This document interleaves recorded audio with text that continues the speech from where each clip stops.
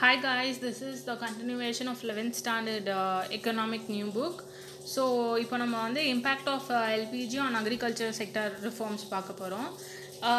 இந்த new economic policy இருந்துச்சு இல்லையா, அதில் வந்து even though economic reforms and like நிறைய ரிஃபார்ம்ஸ் கொண்டு வந்திருந்தாலும் இது க்ரோத் வந்து it is towards industry and service sector தான் நிறையா இருந்துச்சு. பட் ஆனால் அக்ரிகல்ச்சர் செக்டாரில் அவ்வளோ இல்லை.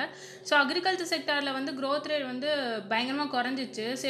3.62லேருந்து 1.797 வந்து மாறிடுச்சு. அண்ட் ப்ரொடக்டிவிட்டியும் பார்த்திங்கன்னா இட்ஸ் லைக் டுவர்ட்ஸ் கேஷ் க்ராப்க்கு தான் நிறையா ப்ரொடக்டிவிட்டி போச்சு. ஸோ வந்து ஃபார்மர்ஸ்லாம் வந்து இன்னும் வந்து கடனாளி ஆனாங்க அண்ட் பாவர்ட்டி வந்து இன்னும் அதிகமாகிடுச்சு.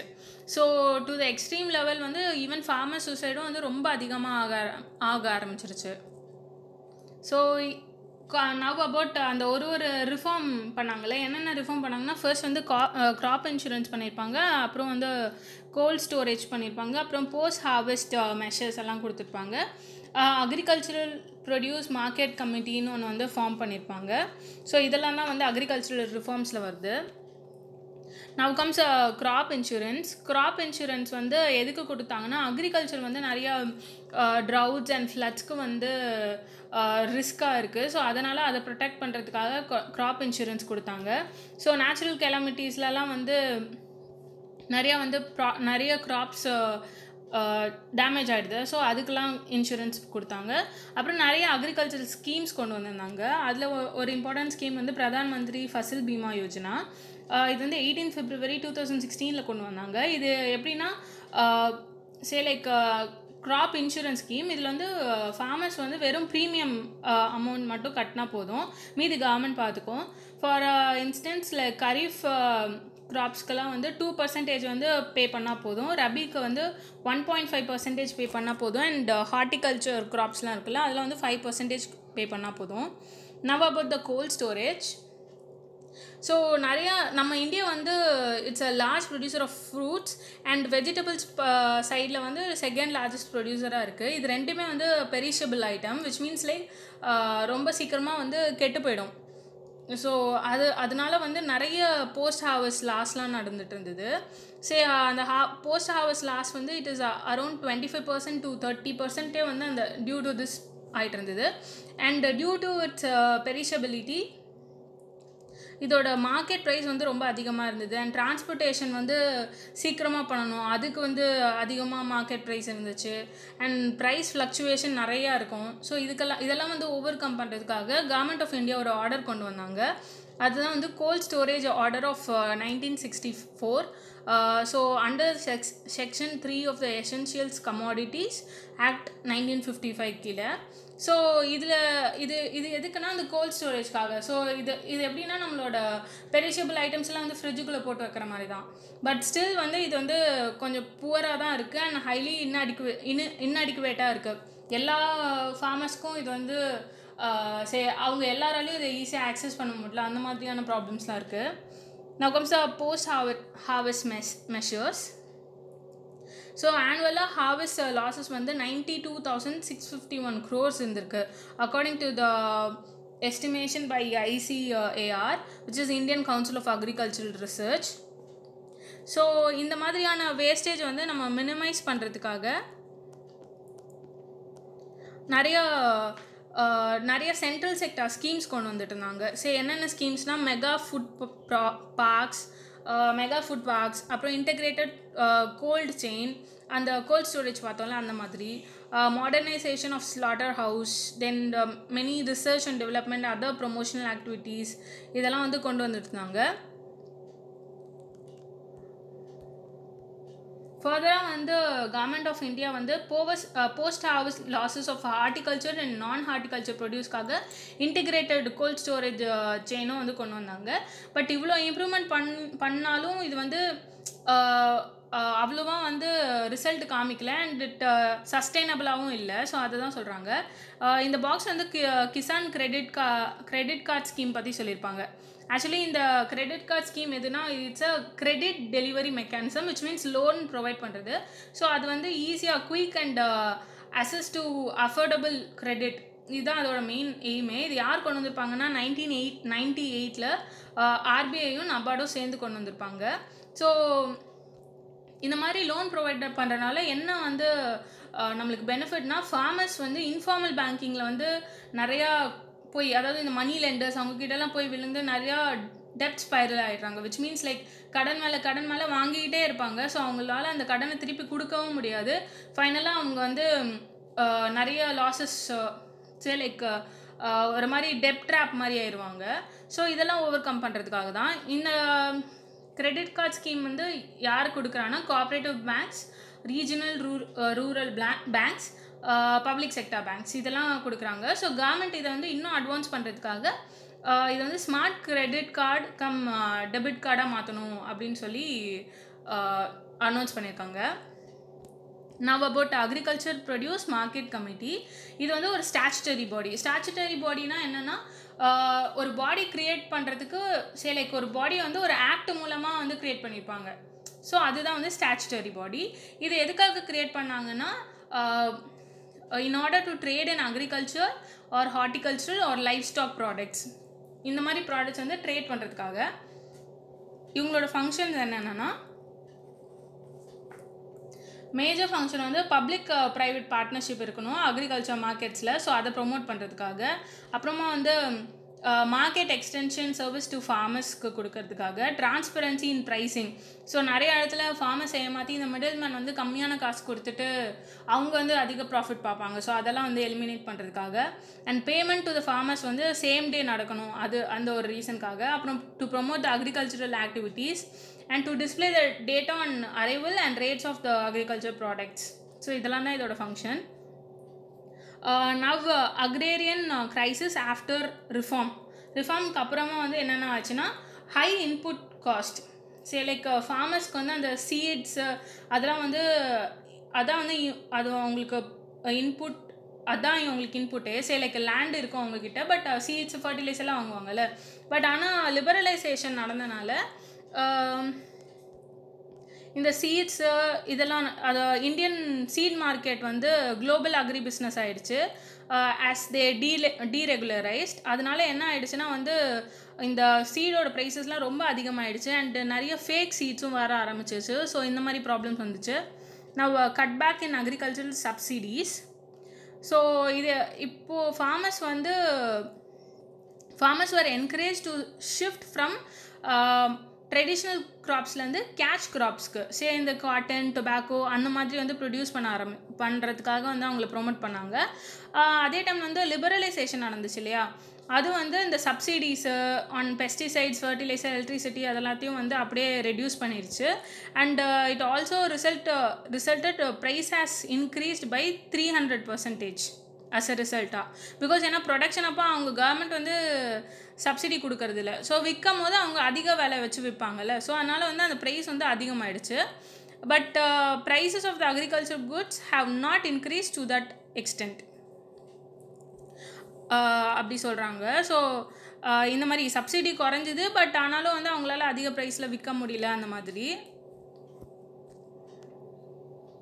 சரி, எக்ஸாக்டாக கிளியராக சொல்லணுன்னா இதில் என்ன சொல்ல வராங்கன்னா, இந்த ஃபர்டிலைசர் பெஸ்டிசைட்ஸோட இது கொடுக்கலையா, சப்சிடி இல்லாதனால அது அந்த ப்ராடக்ட்ஸோட ப்ரைஸஸ் வந்து ரொம்ப அதிகமாக இருந்தது. பட் ஆனால் ஃபைனலாக ப்ரொடியூஸ் பண்ண அக்ரிகல்ச்சர் ப்ராடக்ட்ஸ் இருக்குல்ல, அந்த ப்ரைஸ் வந்து இன்க்ரீஸ் ஆகலை. ஸோ ஃபார்மர்ஸ்க்கு தான் அல்டிமேட்டாக அது வந்து ஒரு ட்ராபேக்காக இருந்துச்சு.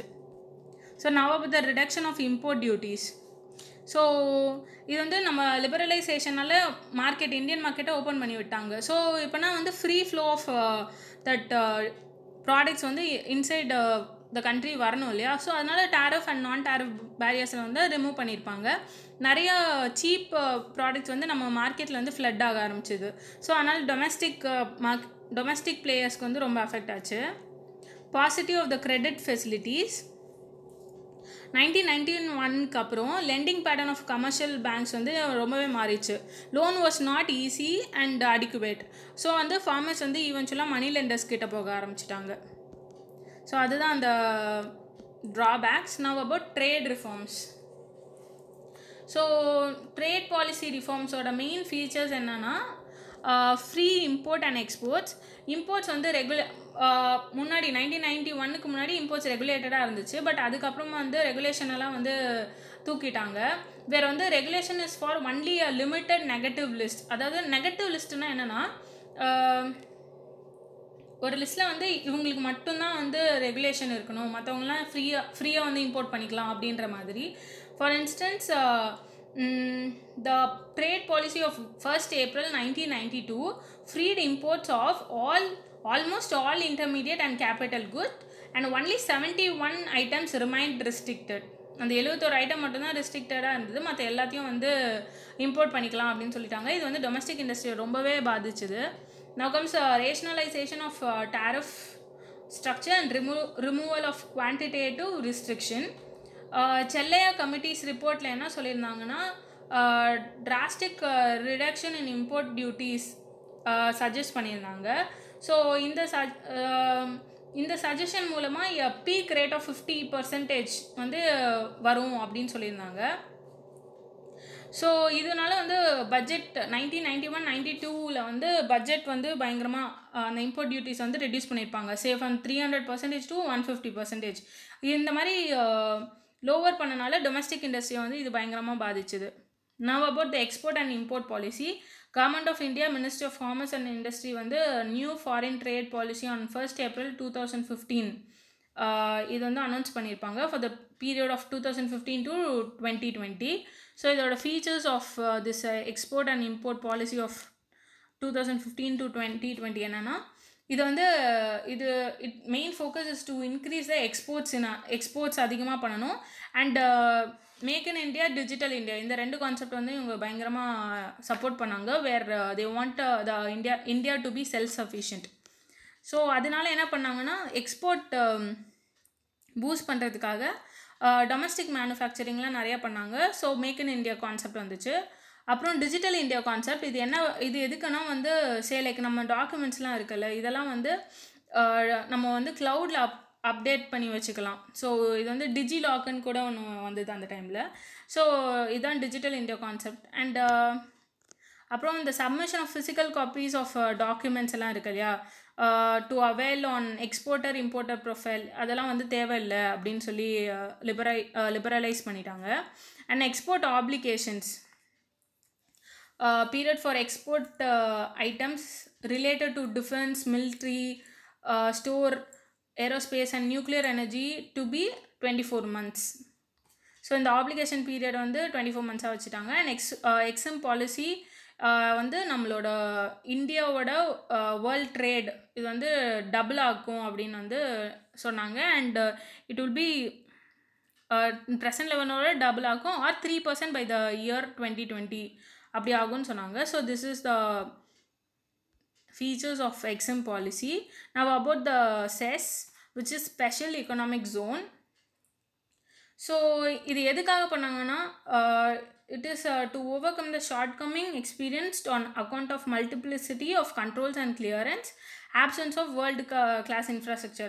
முக்கியமான இது என்னென்னா, நம்மளுக்கு இந்தியாவில் வந்து வேர்ல்ட் கிளாஸ் இன்ஃப்ராஸ்ட்ரக்சர் இல்லை. ஸோ அதை வந்து என்ஹான்ஸ் பண்ணணும் அண்ட் ஃபாரின் இன்வெஸ்ட்மெண்ட்டை கொண்டு வரணும் அப்படின்றதுக்காக SEZ policy, special economic zone அப்படின்ற பாலிசி வந்து April 2000 கொண்டு வந்தாங்க. இந்த ரிஃபார்மில் என்ன மேஜராக என்ன பண்ணுவாங்கன்னா, they will take over a land. ஓகேயா? ஸோ எதுக்காக வந்து லேண்ட் எடுத்துப்பாங்கன்னா, கமர்ஷியல் அண்ட் இண்டஸ்ட்ரியல் பர்பஸ்க்காக எடுத்துப்பாங்க. இந்த as per special economic zone act of 2005 இது வரைக்கும் கண்ட்ரியில் 400 சச் ஜோன்ஸ் வந்து கொண்டு வந்திருக்காங்க. ஸோ இதில் என்ன ட்ராபேக் இருக்குன்னா, it deprives the farmers of their land and it is harmful to agriculture. It just promote the export and industrial with globalization. So இது வந்து இண்டஸ்ட்ரி டெவலப்மெண்ட்டுக்காக தான் மெயின் ஃபோக்கஸே. இந்தியா வந்து first in Asia to recognise the effectiveness of export processing zone model. So ஏஷியாவோட first EPZ வந்து எங்கே இருக்குன்னா, கண்ட்லாவில், விச் இஸ் இன் கோவா. இது வந்து 1965 ஓப்பன் பண்ணாங்க. The broad range of SEZ covers free.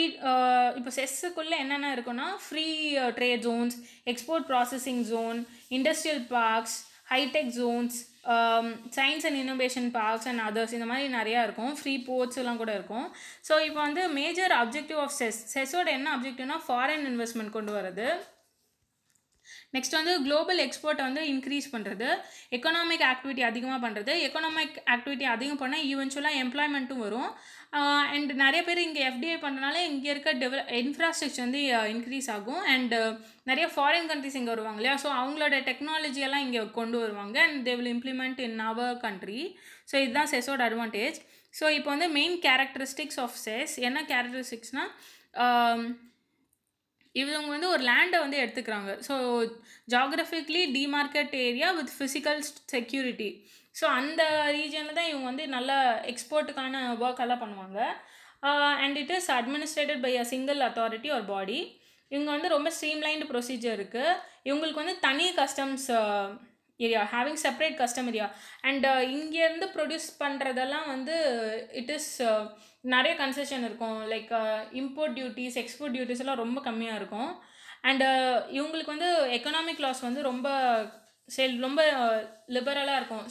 வெளியில் வந்து லேபர் லா வந்து ரொம்ப ஸ்ட்ரிக்டாக இருக்கும். பட் ஆனால் செஸ் ஏரியாக்குள்ளே லேபர் லா அவ்வளோ ஸ்ட்ரிக்டாக இருக்காது.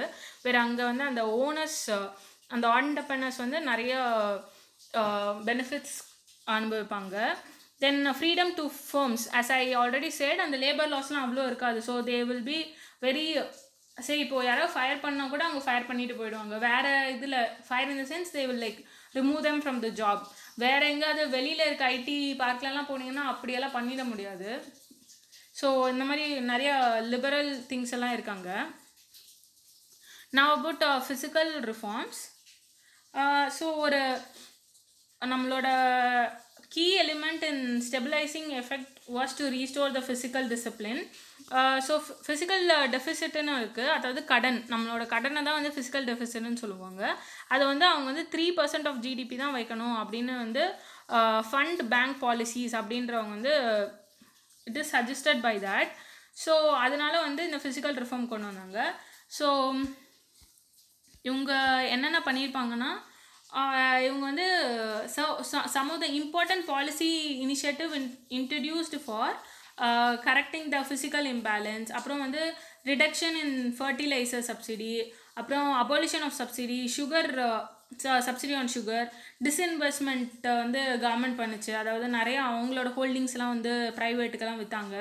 கிராஜுவலி எக்ஸ்பெண்டிச்சர் ஆன் வெல்ஃபேரை வந்து ரெடியூஸ் பண்ணாங்க. ஸோ இந்த மாதிரி மெஷர்ஸ் மூலமாக அவங்க வந்து அந்த மாதிரி டெஃபிசிட்டை வந்து கர்டெயில் பண்ண ஆரம்பிச்சிட்டாங்க. Now about goods and services tax. So it is a tax levied on the consumer buyers, levied when a consumer buys a goods or services. So it is a tax on the goods and services produced. அதுதான் இது வந்து ஒரு indirect tax. So இது வந்து எல்லா type of indirect டேக்ஸையும் replace பண்ணிச்சு. Like service tax and excise duty இதெல்லாம் வந்து ரீப்ளேஸ் பண்ணிச்சு. கஸ்டம் டியூட்டி அது வந்து ரீப்ளேஸ் பண்ணலை. அது ஒரு இம்பார்ட்டன்ட் பாயிண்ட். அண்ட் இதோட மெயின் இது என்னென்னா, இது வந்து கேஸ்கேடிங் எஃபெக்ட் ஆஃப் டேக்ஸை வந்து ரிமூவ் பண்ணிச்சு. வேட்ன்றது 1 பாயிண்ட் டேக்ஸ், மல்டிபிள் பாயிண்ட் டேக்ஸ்ன்னு சொல்லுவாங்க. But GST is a 1 point tax. So இந்த ஜிஎஸ்டி ஆக்ட் வந்து எப்போ பாஸ் பண்ணாங்கன்னா 29th March 2017. அது வந்து எப்போ கேம் இன் டு எஃபெக்ட்னா 1st July 2017. 1st July வந்து ஜிஎஸ்டி டேன்னு சொல்லுவாங்க. இவங்களோட மோட்டோ என்னென்னா, 1 nation 1 market 1 tax. இதுதான் ஸ்லாப்ஸ் ஆஃப் ஜிஎஸ்டி. 0%, 5%, 12%, 18%, 28%. ஸோ என்னென்ன அட்வான்டேஜ்னா, as we already said, அது வந்து வேட் மல்டிபிள் பாயிண்ட், இது வந்து சிங்கிள் பாயிண்ட் டேக்ஸு. அது ஒன்று. கேஸ்கேடிங் எஃபெக்ட் வந்து ரெடியூஸ் பண்ணுது. நிறைய பேர் வந்து ரிஜிஸ்டர் பண்ணுவாங்க பிகாஸ் ஆஃப் திஸ். ஏன்னா இவங்க நிறைய ஸ்கீம்ஸ்லாம் வந்து இன்ட்ரடியூஸ் பண்ணியிருக்காங்க, நிறைய பெனிஃபிட்ஸ்லாம் கொடுக்குறாங்க. ஸோ அதனால் நிறைய பேர் இதை ரிஜிஸ்டர் பண்ணுவாங்க. Composition scheme for small business, அப்புறம் சிம்பிள் ப்ரொசீஜர் ஜிஎஸ்டியில். அண்ட் இவங்க வந்து இ-காமர்ஸை வந்து இவங்களோட இ-காமர்ஸோட ஹேண்டிலிங்கெல்லாம் ரொம்ப டிஃபைன்டாக இருக்கும். பழைய இது இல்லாமல் இது புதுன்றனால, so it getting adapted to the digital world as well. So efficiency in logistics and unorganise செக்டாரையும் ரெகுலேட் பண்ணுறதுக்காக யூஸ் ஆச்சு. About the monetary and financial sector reforms. So monetary reforms வந்து எதை எய்ம் பண்ணுச்சுன்னா interest rate distraction and rationalising the structure of lending rates. So அந்த interest rate வந்து distract ஆகுதுல்ல, அதை வந்து கரெக்ட் பண்ணுறதுக்காகவும் அண்ட் லெண்டிங் ரேட்ஸை வந்து ரொம்ப ரேஷனலைஸ் பண்ணுறதுக்காகவும். ஸோ இந்த நியூ பாலிசி வந்து it's tried in many ways to make the banking system more efficient ஆக்கிறதுக்கு. ஸோ அதனால் இவங்களோட மெஷர்ஸ்லாம் என்னென்னா, ரிசர்வ் ரிக்குவயர்மெண்ட் நமக்கு தெரியும், எஸ்எல்ஆர் அண்ட் சிஆர்ஆர். ஸோ இதை வந்து ரெடியூஸ் பண்ணணும் அப்படின்னு வந்து நரசிம்மன் கமிட்டி ரிப்போர்ட் வந்து கொடுத்துருப்பாங்க இன் 1991. எஸ்எல்ஆர் வந்து should be cut down to 25% and CRR வந்து to be brought down to 3% அப்படின்னு சொல்லியிருப்பாங்க. So now about the interest rate liberalization. RBI வந்து interest rate payable on deposit, interest rates which could be charged for the bank loans, இதை வந்து RBI தான் control பண்ணிகிட்ருக்கு. So இப்போ வந்து greater competition கொண்டு வரணும் among public sector, private sector and foreign banks அப்படின்னு சொல்லியிருக்காங்க. அண்ட் அட்மினிஸ்ட்ரேட்டிவ் கன்ஸ்ட்ரெயின்ஸை வந்து ரிமூவ் பண்ணணும், அதுதான் இந்த reform, financial and monetary sector reform. And liberalisation of banks நடந்துச்சு. அண்ட் பேங்க்ஸ் வந்து அவங்களுக்கு பிரான்ச்சஸ் எங்கே வேணாலும் ரீலொகேட் பண்ணிக்கலாம் அப்படின்றதுக்கு ஃப்ரீடம் கொடுத்துச்சு. New private sector banks open பண்ணுறதுக்கான கைட்லைன்ஸ் கொண்டு வந்தாங்க. ஸோ இந்த மாதிரியெல்லாம் கொண்டு வந்திருக்காங்க. கன்க்ளூஷனில் என்ன சொல்கிறாங்கன்னா, Indian economy record an ample achievement in some sector after new economic policy. நிஜமாவே Indian economy has grown since 1991. இந்தியாவோட ஜிடிபி வந்து $2 trillion வந்து கிராஸ் பண்ணியிருக்கு in 2015 and 16, and it is ranked 9th in the world in terms of nominal GDP. India Hindu rate of growth அப்படின்ற ஒரு term வந்து ராஜ்கிருஷ்ணா அப்படின்றவர் வந்து காயின் பண்ணியிருப்பார். It refers to low rate of economic growth.